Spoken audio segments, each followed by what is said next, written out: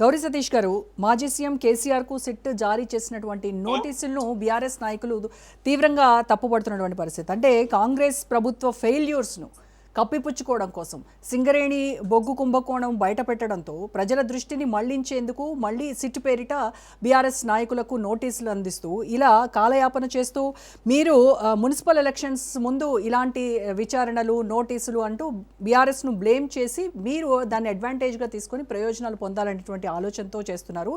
But ఒక ఉద్యమ నేత, తెలంగాణ రాష్ట్రాన్ని సిద్ధించినటువంటి కేసీఆర్ను ఈ రకంగా నోటీసుల పేరుతో, కుట్రల పేరుతో ఆయన ఇబ్బందులు పాలు చేస్తే, కేసీఆర్ను టచ్ చేస్తే తెలంగాణ ఆత్మగౌరవాన్ని టచ్ చేసినట్టే అని చెప్తున్నారు బీఆర్ఎస్ నాయకులు. ప్యానెల్లో ఉన్నటువంటి భారతీయ జనతా పార్టీ వెంకటరెడ్డి గారికి, అదే రకంగా బీఆర్ఎస్ నాయకులు దత్తాత్రేయ గారికి, మీకు రాజ్ న్యూస్ ప్రేక్షకులందరూ కూడా సాయంకాలం నమస్కారం తెలియజేస్తూ, తెలంగాణ రాష్ట్రం ఒకరి వల్ల వచ్చిందా, తెలంగాణలో ఉన్నటువంటి సకల జనుల పోరాటం చేస్తే అప్పటి యూపీఏ ప్రభుత్వం ఇచ్చిందా లేదనేది యావత్ సమాజానికి తెలుసు. గౌరవ మాజీ ముఖ్యమంత్రి గారు కేసీఆర్ కూడా సభలో చెప్పినటువంటి మాటలు కూడా ఒక్కసారి మనము గుర్తు చేసుకోవాలి.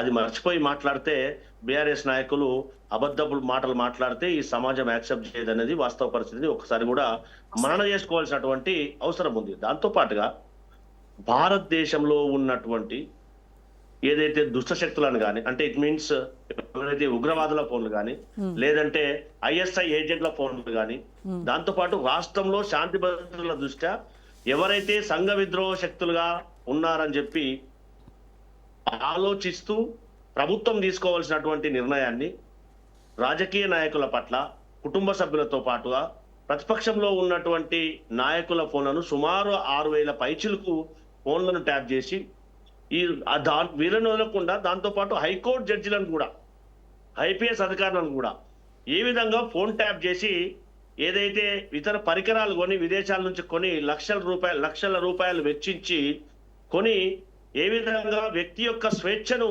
హరించే రోమను ప్రత్యక్షంగా చూస్తున్నటువంటి పరిస్థితి. దాంతో పాటుగా ఏదైతే ఫోన్ ట్యాపింగ్ విషయం వాస్తవ పరిస్థితిని తెలంగాణ రాష్ట్రంలో ఉన్నటువంటి ఎవరైతే ఇండస్ట్రియలిస్టులను కానీ, వ్యాపారాల్లో ఉన్నతంగా ఉన్నటువంటి వ్యాపారంలో ఉన్నటువంటి వారిని కానీ, దాంతో పాటు రాజకీయంగా మాకు వీరు శత్రువులు అనుకునే వాళ్ళని వారు కంప్లైంట్ చేస్తేనే ఈ కేసు ఒక దశ ప్రారంభమైందనేది మనం వాస్తవాన్ని గ్రహించాలి. ఎందుకంటే గౌరవ సంధ్యా కన్వెన్షన్ ఎండి గారు అనేటువంటి శ్రీధర్ రావు గారు కానీ, సిద్దిపేటకు సంబంధించినటువంటి చక్రధర్ గౌడ్ గారు కానీ ఇచ్చినటువంటి కంప్లైంట్ల ఆధారంగా ఎస్ఐబి చీఫ్ గా ఉన్నటువంటి ప్రభాకర్ రావు గారు వారు ఇచ్చినటువంటి స్టేట్మెంట్ ఆధారంగా ఖచ్చితంగా తెలంగాణ రాష్ట్రంలో చిన్న పిన్న నుంచి ఒక 100 సంవత్సరాల పైచినుకులకు కూడా ఫోన్ ట్యాపింగ్ జరిగిందా లేదా అనేది వాస్తవ పరిస్థితి అందరూ తెలుసు. మరి ఇంత తెలిసినప్పుడు 2 ఏళ్లుగా ఈ విచారణను కొనసాగదీస్తూ ఉన్నారు. ఒక డైలీ సీరియల్ లాగా విచారణలు, నోటీసులు, ఈ దర్యాప్తులు అనుకుంటూ కాలయాపన చేస్తున్నారు తప్ప వీటిపైన చర్యలేవి అని అడుగుతున్నారు. నిజంగా మీ కనుక బీఆర్ఎస్ నాయకులు చేసినటువంటిది నిజమని మీరు నిరూపించగలిగితే మరి వీటిపైన ఎందుకు త్వరగా చర్యలు తీసుకోవట్లేదు? భారతీయ జనతా పార్టీ ఎవరైతే కేంద్ర సహాయ మంత్రిగా ఇండిపెండెంట్ ఛార్జ్గా ఉన్నటువంటి బండి సంజయ్ గారికి ఉన్నటువంటి హోంశాఖ మన ప్రభాకర్ రావు గారి పైన రెడ్ కార్నర్ నోటీస్ జారీ చేస్తే ప్రభుత్వం ఎన్నాళ్లకు స్పందించి పర్మిషన్ ఇచ్చారో మన వాస్తవ పరిస్థితిని గ్రహించాలి. ఇటీవల సుప్రీంకోర్టు, ఇందాక మీరు సంబోధించినటువంటి ప్రశ్న మున్సిపల్ ఎన్నికల ముందు అంటున్నారు. గౌరవ సుప్రీంకోర్టు కూడా రాష్ట్ర ప్రభుత్వానికి ఒక డైరెక్షన్ ఇవ్వడం జరిగింది. త్వరితగతిన ఈ కేసును పూర్తి చేయండి, ఇందులో ఇన్వాల్వ్ అయిన వాళ్లకు ఎవరైనా పర్లేదు వాళ్ళందరినీ పిలిచి విచారించండి అని చెప్పి అడ్వైజ్ చేసినటువంటి దాఖలాలు కూడా మనం ఒకసారి గుర్తు చేసుకోవాలి. దాంతో పాటుగా తెలంగాణ రాష్ట్రంలో మాజీ మంత్రిగా పనిచేసినటువంటి ఇరువురిని కూడా సిఆర్పి 160 ప్రకారం పిలిచి ఏ మేరకు ఏ విధంగా మీరు ఇన్వాల్వ్ అయినారో కూడా సిట్ అధికారులు విచారణలో భాగంగా వారిని పిలిచి విచారించారనేది వాస్తవం.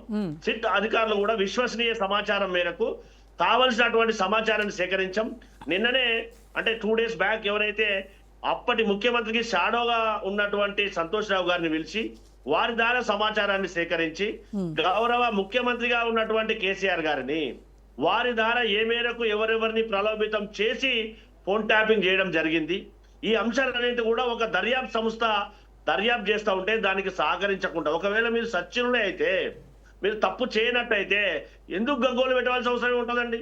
అది మాని ప్రజాప్రభుత్వం ఏదైతే సంక్షేమ పథకాలు చేస్తా ఉందో ఒక్కసారి వాస్తవ పరిస్థితి గ్రహించాలి. మేము 2 సంవత్సరాల నుంచి సంక్షేమ పథకాలు ప్రజలకు డబుల్ బెడ్రూమ్ కానీ ఏదైతే 21,000 కోట్ల రూపాయలు రుణమాఫీ చేయలేదని చెప్తే రైతులు కానీ అటు ఉన్న ఉద్యోగస్తులు కానీ మాకెందుకు సహకరిస్తారు? ఇవన్నీ విషయాలు ఎన్నికల రూపంలో గతంలో జరిగినటువంటి పార్లమెంట్ ఎన్నికల్లో చూపించారు. దాంతో పాటుగా జూబ్లీస్ జరిగినటువంటి ఎన్నికల్లో చూపారు. దాంతో పాటుగా ఇటీవల జరిగినటువంటి సర్పంచ్ ఎన్నికల్లో కూడా చూడమనేది జరిగింది కదా. అది కనిపించట్లేదు. పచ్చకామరంలో లోకమంతా పచ్చగా కనిపిస్తుంది. మేము ఏమన్నా మాట్లాడతామంటే బీఆర్ఎస్ పార్టీ వాళ్ళకే ఒకసారి ఆత్మవంచన విధంగా ఉంటది అనేది వాస్తవ పరిస్థితి గ్రహించాలి. అది గ్రహించకుండా ఏదైతే సిట్ ఆదేశాలు జారీ చేసిందో సిఆర్పి 160 ప్రకారం గౌరవ మాజీ ముఖ్యమంత్రి గారిని వారికి ఉన్నటువంటి సమాచారం మేరకు వారిని విచారించడానికి పిలవడం అనేది జరిగింది. అది వాళ్ళకి గగ్గోలు పెడితే మీరు సచివులు అయితే తెలంగాణలో ఉన్నటువంటి ఎవరైతే రాజకీయవేత్తలు కానీ పారిశ్రామికవేత్తలు కానీ మీరు ఎందుకు వినాల్సి వచ్చింది? ఏం అవసరం ఉంది? వారు దేశద్రోహులు అయితే కాదు కదా, సంఘ విద్రోహ శక్తులు అయితే కాదు కదా. ఒక కుటుంబంలో ఉన్న స్వయంగా కవిత గారు మాట్లాడినటువంటి మాటలు కూడా ఒక్కసారి మనం మన్నన చేసుకోవాల్సినటువంటి పరిస్థితి.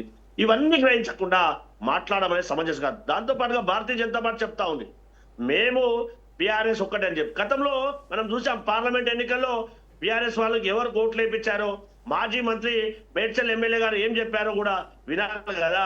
ఇవన్నీ కూడా వాస్తవాలు గ్రహించకుండా భారతీయ జనతా పార్టీ వాళ్ళ అధికారంలో ఉన్నప్పుడు మాత్రం సై అంటే సై అని చెప్పి ఎక్కడ కూడా పోరాటం చేసినటువంటి దాఖలాలు లేవు.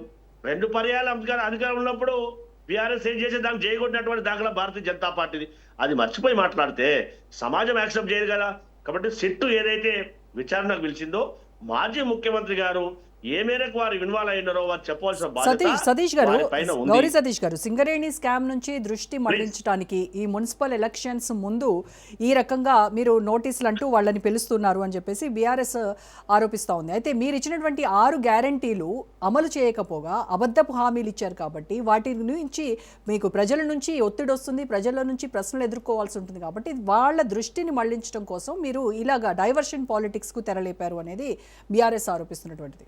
ఇటీవల జరిగినటువంటి జూబ్లీస్ ఎన్నికలను మనం ప్రస్తావించడం, అక్కడ వాళ్ళు ఏం చెప్పారో, ప్రజలు ఏం తీర్పునిచ్చారో జూబ్లీస్ నియోజకవర్గం ఏర్పడినప్పటి నుంచి అది కూడా ఒకసారి గుర్తు చేసుకోవాలి. దాంతో పాటుగా ఇటీవల జరిగినటువంటి గ్రామ పంచాయతీ ఎన్నికల్లో ఏ విధంగా తీర్పునిచ్చారో బీఆర్ఎస్ పార్టీ వాళ్ళు ఒక్కసారి నెమరేసుకోవాలి. అది మర్చి ఇప్పుడు ఏదైతే కోల్ మైనింగ్ లో జరిగినటువంటి దాన్ని వారు చేసినటువంటి దానికి ఏదైతే కేంద్ర మంత్రిగా ఉన్నటువంటి కిషన్ రెడ్డి గారు దర్యాప్తు మీరు విచారణకు సిద్ధమా అని చెప్పి సవాల్ విసిరారు. దానికి సమాధానం చెప్పాలి కదా బీఆర్ఎస్ లో ఉన్నటువంటి వాళ్ళు. అక్కడ ఏ మేరకు లోటు బడ్జెట్ ఏర్పడ్డది?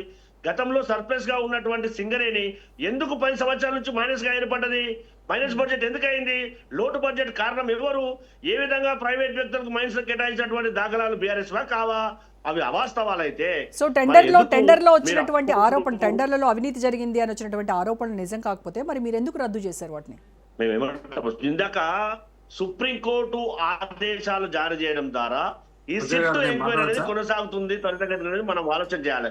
దాంతో పాటుగా మా ప్రజాప్రభుత్వం ట్రాన్స్పరెంట్ గా ఉంటది కాబట్టి ఎవరైనా ఆరోపణలు చేస్తే ఖచ్చితంగా దాన్ని దర్యాప్తు చేయడానికి ఆ టెండర్ ని రద్దు చేసి ఎస్ మీరు ఎవరైతే అధికారులు కానీ మిగతా వాళ్ళు ఎవరైనా ఇన్వాల్వ్ అయ్యారంటే దాన్ని అలా అయితే సిట్టు వేయాల్సినవి చాలా ఉంటాయి. రాష్ట్ర ప్రభుత్వంలో జరుగుతున్నటువంటి ఆరోపణల మీద సిట్టు వేయాలి అని అంటే ఎన్నో సిట్లు వేయాల్సి ఉంటుంది. ఈ పాటికి ఇండస్ట్రియల్ భూముల మీద సిట్టు వేయాల్సి వస్తుంది. హైదరాబాద్ లో ఇటీవల జరిగినటువంటి మైన్స్ కోల్ మైన్స్ పైన మీరు మాట్లాడుతున్నారు, ఏదైతే ఆరోపణలు వచ్చినాయో ఆ సంబంధిత శాఖ మంత్రిగా ఆ టెండర్ రద్దు చేసినటువంటి దాఖలా. గతంలో టీఆర్ఎస్ అధికారంలో ఉన్నప్పుడు ఇదే సింగరేణిని ఏ రకంగా దోసుకున్నారో మన అందరికి కూడా బాగా తెలుసు కదా. ఇందాక నేను చెప్పినట్టుగా సర్ప్లస్ బడ్జెట్ తో ఉన్నటువంటి ఈ కోల్ మైన్ అంతా ఎందుకు మైనస్ బడ్జెట్ లోటు బడ్జెట్ కింద ఏర్పాటు జరిగింది? దాన్ని ఏ విధంగా చేశారో చూసాం కదా. అది కాదు మేము ఏం చెప్తుంది వాస్తవం అనేది సిట్టు ఖచ్చితంగా మీకు నిబద్ధత ఉంటే